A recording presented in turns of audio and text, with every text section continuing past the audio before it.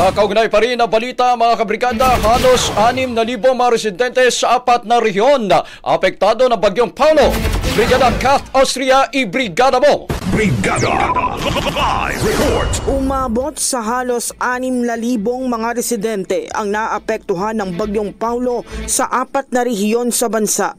Batay sa ulat ng NDRRMC, kabuang 5,979 individuals o 1,833 families mula sa 98 barangay sa Region 1, 2, Car at Calabarzon ang apektado. Sa bilang na ito, mahigit 3,000 individual pa ang nananatili sa mga evacuation centers.